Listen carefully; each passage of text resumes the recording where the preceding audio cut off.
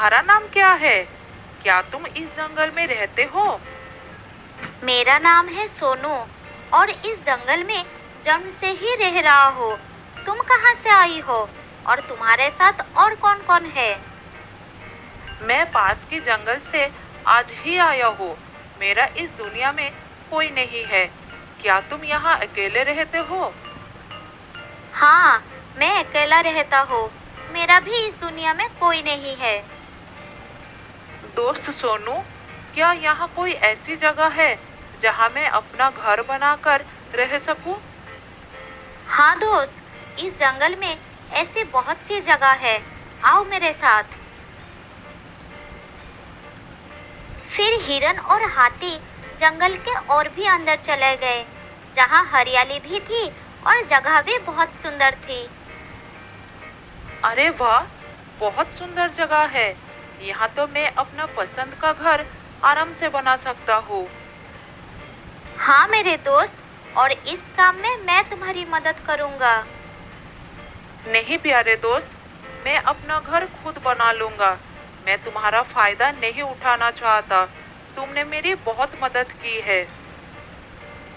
ये सुनकर भी हिरन ने उसकी मदद करने का फैसला नहीं बदला और काम पर लग गए।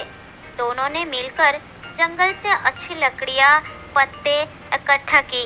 दोनों ने मिलकर 2 दिन के अंदर ही एक झोपड़ी जैसा घर बना डाले। वाह, कितना खूबसूरत घर बना है। तुम्हारा बहुत बहुत शुक्रिया दोस्त। अगर तुम नहीं होते तो मैं इतना आसानी से ये घर नहीं बना पाता। शुक्रिया की कोई ज़रूरत नहीं है। तुम मेरे प्यारे दोस्त हो। ये तो मुझे करना ही था। उस दिन से दोनों की दोस्ती और गहरी हो गई। इधर शाम होने वाली थी। हिरन अपने दोस्त से विदा लेकर अपने घर की ओर चलना शुरू किया।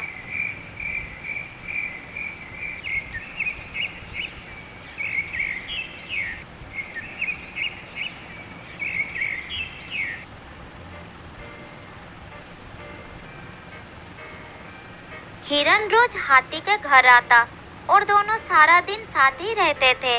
एक साथ खाते थे और मजा भी करते थे। लेकिन एक दिन सोनू हिरन हाथी के घर नहीं आया तो उसे हिरन के लिए चिंता होने लगा। फिर वो चलकर हिरन के घर पहुंचा।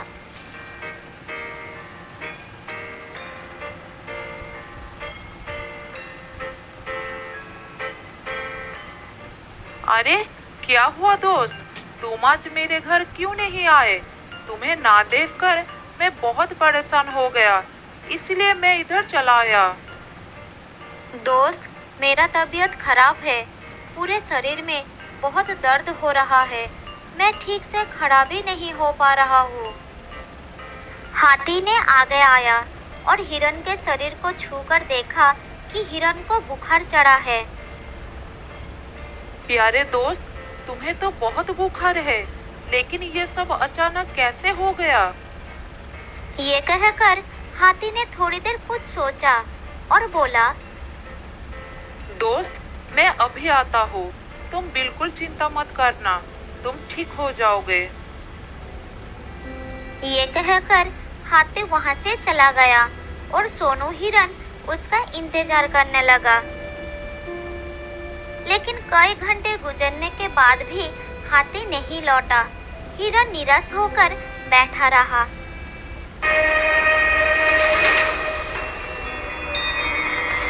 थोड़ी देर बाद वही लकड़बाघा और सियार उसके पास आए और कहने लगे, सोनू हिरन, तुम्हारी तबीयत का पता चला तो हमें बहुत दुख हुआ। ये देखो, हम तुम्हारे लिए खाना लेकर आए हैं। उन्होंने कुछ फल हिरन के सामने रख दिए, फिर उसको खाने के लिए कहे, तुम लोगों का बहुत बहुत शुक्रिया। मुझे बहुत भूख लगी थी। अरे हिरन भाई, तुम्हारी तबीयत खराब है। इस समय तुम्हारा वो दोस्त कहाँ है जो हमेशा तुमसे चिपके रहता है? पता नहीं कहाँ गया है। सुबह एक बार आया था, उसके बाद लौटा नहीं।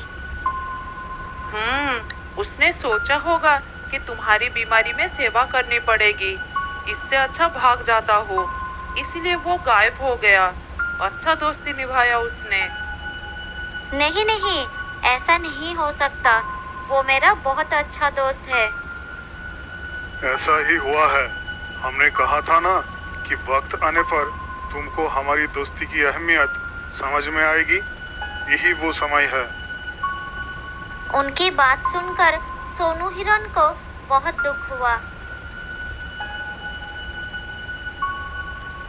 फिर वो वहां से चला गए। धीरे धीरे शाम हो गई, लेकिन हाथी का कोई अता पता नहीं था। हिरन के तबीयत में भी कोई सुधार नहीं हुआ।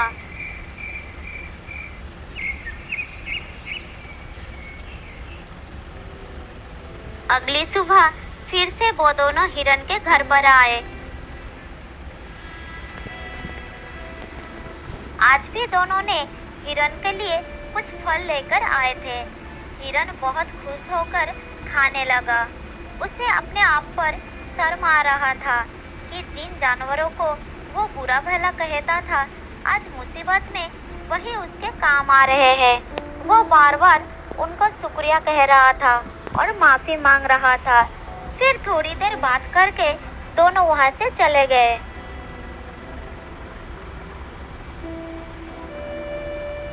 अब बहुत हो गया। कब तक इसकी नौकरी करते रहेंगे? अब अपने योजना को अंजाम देने का समय आ गया है, नहीं तो बहुत देर हो जाएगा। हाँ, तुमने ठीक ही कहा। अब हमें और समय नष्ट करना ठीक नहीं होगा। आज ही हमें कुछ निर्णय लेना होगा। चलो चलते हैं शेर सिंह के पास।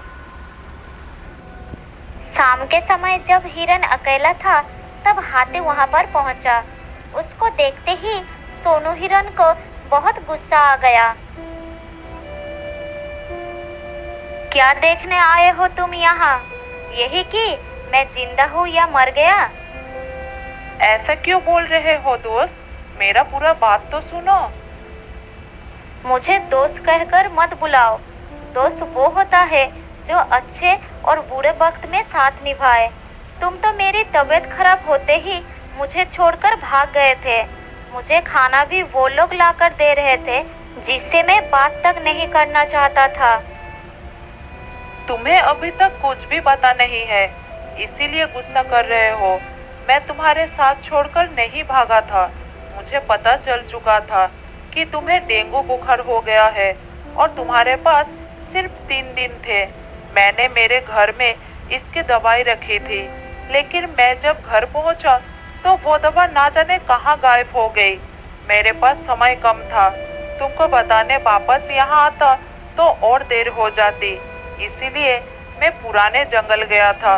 वहाँ से तुम्हारे लिए 2 दिन का सफर करके ये जड़ी बूटी लाया हो।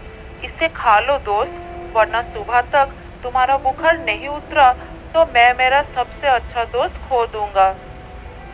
ये सुनकर सोनू हिरन के आंखों से आंसू निकल आई। उसने तुरंत वो जड़ी बूटी खा ली। मुझे माफ कर दो दोस्त। ना जाने मैं कैसे तुम्हारी दोस्ती पर शक कर बैठा। यकीन मानो, तुमको वापस देखकर मुझे बहुत अच्छा लग रहा है। फिर दोनों ने बात करने लगे। इतने में सोनू को अच्छा महसूस होने लगा। फिर वो उठकर खड़ा हो गया। अरे देखो दोस्त, मैं तो बिल्कुल ठीक हो गया। तुम्हारा बहुत धन्यवाद दोस्त। दोनों घर के बाहर बात कर रहे थे, तभी वहां पर शेर सिंह को साथ लेकर वो दोनों आ गए।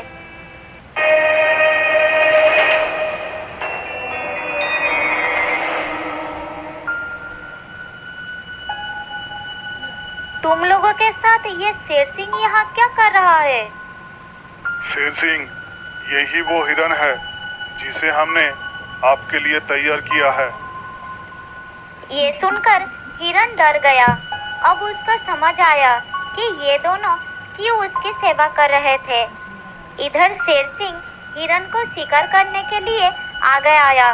तब हाथी बोला, मेरे रहते मेरे दोस्त को कोई कुछ नहीं कर सकता। ये कहकर हाथी आगे आया और शेर सिंह को ऐसा टक्कर मारा कि शेर सिंह थोड़ी दूर जाकर गिरा और उसका कमर का हड्डी टूट गया। फिर वो उठ नहीं पाया।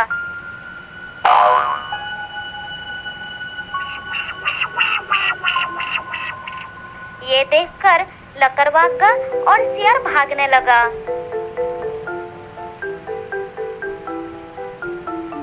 उस दिन के बाद से